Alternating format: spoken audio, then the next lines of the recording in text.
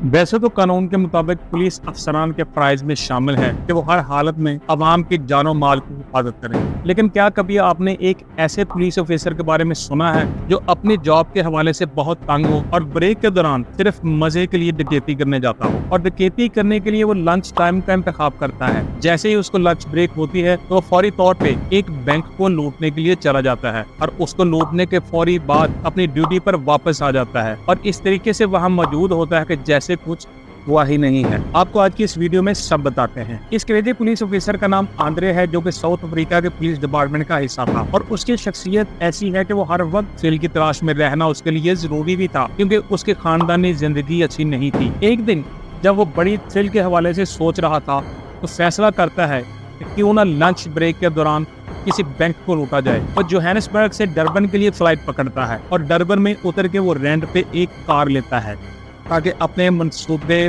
को वो मुकम्मल कर सके। तो बैंक को लूटने से कबल अपना हुलिया तब्दील करता है ताकि पहचाना ना जा सके, क्योंकि अगर एक आम आदमी हो तो उसकी पहचान में देर लग सकती है। लेकिन आंद्रे सरकारी मुलाजिम था, उसका सारा डाटा हुकूमत के पास मौजूद था और गवर्नमेंट के इदारों ने ही केसेस की तफ्तीश करनी होती है, तो इसलिए उसको पकड़ने में आसानी हो जाती है। लेकिन वो पुलिस अफसर था और उसका चालाक होना तो बनता था। जैसे ही वो बैंक में दाखिल होता है तो वहाँ पर कैशियर और बाकी अमले पे गन तान कर कहता है अगर कोई अपनी जगह से हिला उसको मार दिया जाएगा। वो एक बैग कैशियर के हवाले करता है और उसको कहता है कि क्या वो इसको कैश से भर देगा, और हाँ, तेजी करने की कोशिश मत करना। ये वार्निंग थी आंद्रे की कैशियर के लिए। इस वारदात में वो लाखों रुपए का कैश कामयाबी के साथ लूट कर वापस डरबन से जोहानिसबर्ग चला जाता है। पहली ही बड़ी थ्रिल, और इसमें भी उसको कामयाबी मिली जिससे उसकी खुशी आसमान को छू रही थी। बस फिर इस बैंक को लूटने के बाद क्या था, फिर चल सो चल, एक बैंक से दूसरा बैंक, दूसरे बैंक से तीसरा बैंक,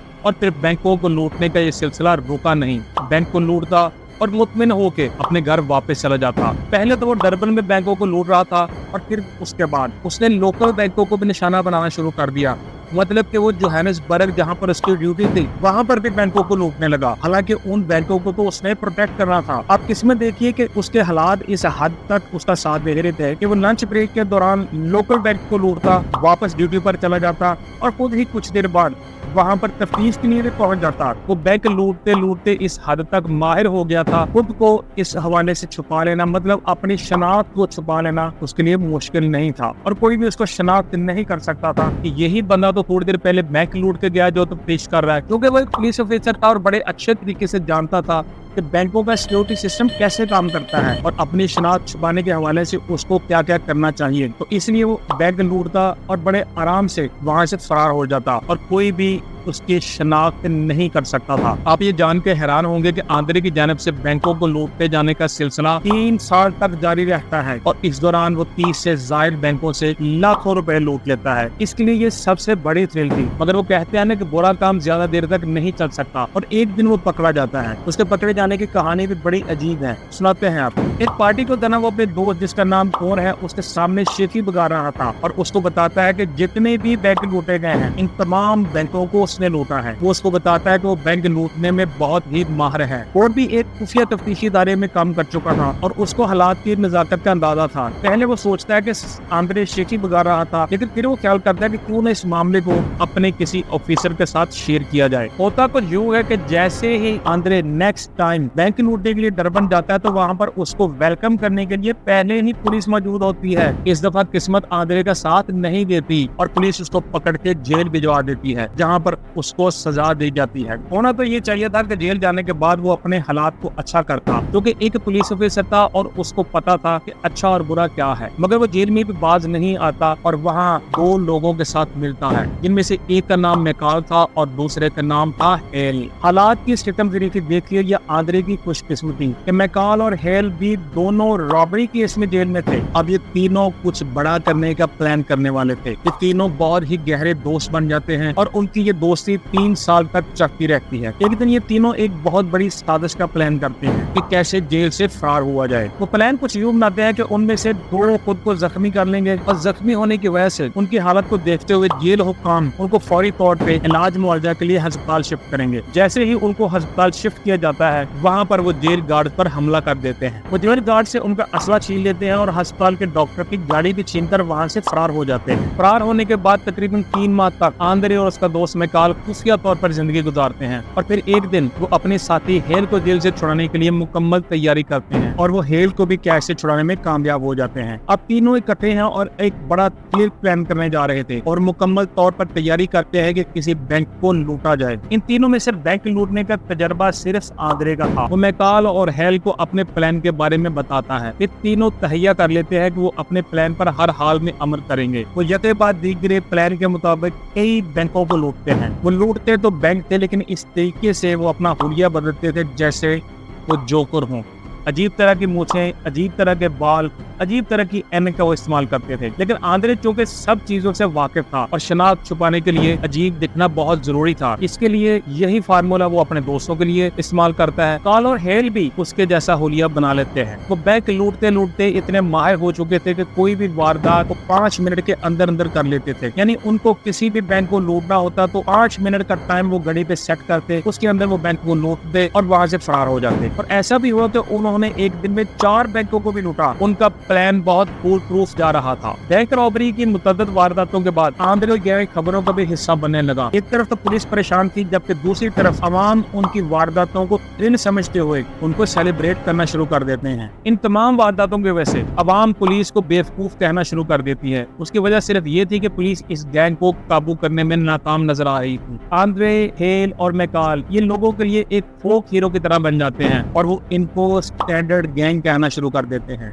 गैंग की ये कार्रवाइयां कई महीनों तक जारी रहती हैं। वो अपने सेफ हाउसेस में रहते हैं, बैंकों को लूटते हैं और फिर बड़े आराम के साथ वहां से फरार हो जाते हैं। उनके पास इतना कैश इकट्ठा हो जाता है कि वो अपना फारिग टाइम मुख्तलिफ मशागिल में गुजारते हैं। अगर आप हलाल ना कमा रहे हो तो आपके दिमाग में अच्छे आइडियाज के बजाय खुराफाती आइडियाज आना शुरू हो जाते हैं और ऐसा ही आंद्रे के दिमाग में भी आना शुरू हुआ। उसे खुद को एक प्रोफेशनल फोटोग्राफर जाहिर किया और नौजवान लड़कियों की फोटोग्राफी करना शुरू कर दी। वो उनको अपने होटल में बुलाता और वहां पर उनकी फोटोग्राफी करता, उनको बताता कि वो एक प्रोजेक्ट बनाने जा रहा है। वो अपने होटल में आने वाली लड़कियों के साथ ज्यादती करता और उनको वहां से वापस जाने पर मजबूर कर देता। आंद्रे की हवस का शिकार होने वाली 2 खवातीन उसके करतूत पुलिस को रिपोर्ट करती हैं और फिर उसको साउथ अफ्रीका का मोस्ट वांटेड गैंग करार दे दिया जाता है, जिसकी तलाश में पुलिस बेहाल हो रही थी। उनकी तस्वीर पूरे शहर में चश्मा कर दी जाती हैं और मीडिया भी इस हवाले से इनके खिलाफ खबरों को नुमाया करता है।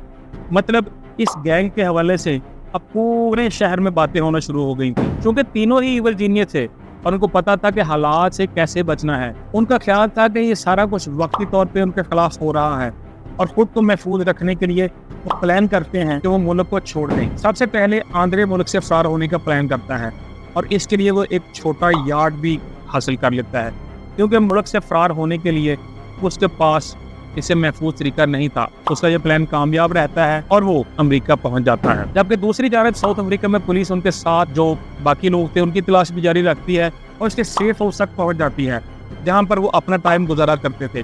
पुलिस को इस सेफ हाउस के बारे में एक लड़की बताती है जो आंद्रे के जुल्म का शिकार हो चुकी थी। जब पुलिस इस सेफ हाउस में सुबह 5 बजे करीब रेड करती है तो उस वक्त वहाँ पर सिर्फ मैकाल मौजूद था। जैसे किसी भी जगह पर रेड के वक्त पुलिस अनाउंसमेंट करती है कि वहाँ पर जितने भी लोग मौजूद हैं उनको वार्निंग दी जाती है कि वो पुलिस के घेरे में हैं और किसी भी किस्म की मज़ाहमत किए बगैर हाथ ऊपर करके बाहर आ जाएं। लेकिन मैकाल ऐसा करने वाला कहाँ था। परहाना हालत में लगता सोया हुआ था और उसी अंदाज में वो पुलिस के साथ मुकाबला करने के लिए तैयार हो जाता है। मैकाल किसी सूरत भी तैयार नहीं था कि वो खुद को पुलिस के हवाले करे। वो अपनी गन सीधी करता है और पुलिस पर फायरिंग शुरू कर देता है। पुलिस भी जवाबी फायरिंग करती है और वो सेफ हाउस में मुख्तलिफ जगह तब्दील करते हुए पुलिस को टारगेट करता है। आखिरकार पुलिस सेफ हाउस में दाखिल होने में कामयाब हो जाती है और मैकाल को वो पकड़ने ही वाली थी कि वो अपनी कनपट्टी पे बंदूक रखता है और फायर कर देता है। दूसरी जानब जब हेल को पता चलता है कि पुलिस उनको पकड़ने के हवाले से काफी एक्टिव हो चुकी है तो वो भी एक जाली पासपोर्ट बनवाता है اور اس کے ذریعے وہ ساؤتھ افریقہ سے گریس چلا جاتا ہے۔ پولیس ان کی جانب سے استعمال کیے جانے والے مختلف سیف ہاؤسز کو تلاش کر لیتی ہے اور وہاں پر چھاپے مارتی ہے۔ ایک چھاپے کے دوران پولیس کو وہاں سے ایک خاتون کی تصویر بھی ملتی ہے جس کو آندرے نے اپنی ہوس کا نشانہ بنایا تھا۔ اس تصویر سے پولیس کو یقین ہو جاتا ہے کہ اس خاتون نے اس گینگ کے خلاف پولیس کو رپورٹ کرتے ہوئے جو الزامات عائد کیے تھے وہ سب سچ تھے، اور یہ سیف ہاؤس بھی اس گینگ کے زیر استعمال تھا۔ اس سیف ہاؤس کی تلاشی کے بعد پولیس ایک چھوٹے یارڈ اور اس کی ڈیل کرنے والے شخص تک پہنچ جاتی ہے جس نے اس گینگ کے ساتھ ڈیل کی تھی۔ اس سے تفتیش کے بعد پولیس کے علم میں آتا ہے آندرے ساؤتھ افریقہ میں نہیں ہے بلکہ وہ امریکہ فرار ہونے میں کامیاب ہو گیا ہے۔ ساؤتھ افریقن پولیس یہ خبر فلوریڈا پولیس ڈپارٹمنٹ تک پہنچاتی ہے اور وہاں سے یہ خبر میڈیا تک پہنچتی ہے۔ میڈیا آندرے کی تصاویر کے ساتھ اس کے خلاف خبریں پرنٹ کرنا شروع کر دیتا ہے۔ خبریں پڑھنے کے بعد فلوریڈا کے لوگ آندرے کے حوالے سے الرٹ ہو جاتے ہیں اور اس کی تلاش شروع کرتے ہیں تاکہ وہ خود کو محفوظ کر سکے۔ اور ایک دن ایک صبح ایک شخص آندرے کو پہچان لیتا ہے۔ ہوتا کچھ جو ہے کہ وہ ایک کار چراتا ہے اور اس کا رنگ تبدیل کروانے کے لیے وہ اس شخص سے رابطہ کرتا ہے۔ فلوریڈا کا رہنے والا وہ شخص میڈیا پر آنے والی تصاویر کی وجہ سے آندرے کو فوری طور پہ پہچان لیتا ہے۔ وہ شخص آندرے کو کچھ بھی نہیں کہتا بلکہ اس کے چلے جانے کے بعد وہ فوری طور پہ پولیس کو اس حوالے سے معلومات فراہم کرتا ہے، اور پھر پولیس اسی رات آندرے کے فلیٹ کے باہر پہنچ جاتی ہے۔ پولیس نے فلیٹ کو مکمل طور پر گھیرے میں لے لیا تھا، لیکن خوش قسمتی سے آندرے اس وقت اپنے فلیٹ میں موجود نہیں تھا۔ وہاں پر موجود ایک پولیس آفیسر اچانک دیکھتا ہے کہ ایک شخص سائیکل پر فرار ہو رہا تھا، اور وہ کوئی اور نہیں آندرے ہی تھا۔ جب پولیس آفیسر اس کی طرف لپکتا ہے تو آندرے حالات کا اندازہ لگا لیتا ہے، کیونکہ وہ خود بھی ایک پولیس آفیسر ہی تھا۔ وہ فوری طور پہ سائیکل چھوڑتا ہے اور پیدل ہی بھاگنا شروع کر دیتا ہے تاکہ خود کو محفوظ رکھ سکے۔ جیسے ہی پولیس آفیسر آندرے کے پاس اس کو پکڑنے کے لیے پہنچتا ہے تو آندرے اس کو ظاہر کرتا ہے کہ وہ سرنڈر کرنے لگا ہے۔ پولیس آفیسر اس کو پکڑنے کے لیے اس کے قریب ہوتا ہے تو آندرے اس کی گن چھیننے کی کوشش شروع کر دیتا ہے۔ حالات کو بانٹتے ہوئے وہ پولیس آفیسر اپنا پسٹل نکالتا ہے اور آندرے پر فائر کر دیتا ہے۔ وہ اس کو 4 گولیاں مارتا ہے جس کی وجہ سے اس کی موقع پر ہی موت ہو جاتی ہے۔ اس گینگ کے 2 افراد تو اس جہاں سے کوچ کر چکے تھے اور اب صرف ایک ہی باقی تھا۔ چاہیے تو یہ تھا کہ وہ مکمل طور پہ نارمل زندگی گزارتا، لیکن اگر مینٹیلٹی کرمنل ہو تو کس طریقے سے بندہ پرسکون رہ سکتا ہے۔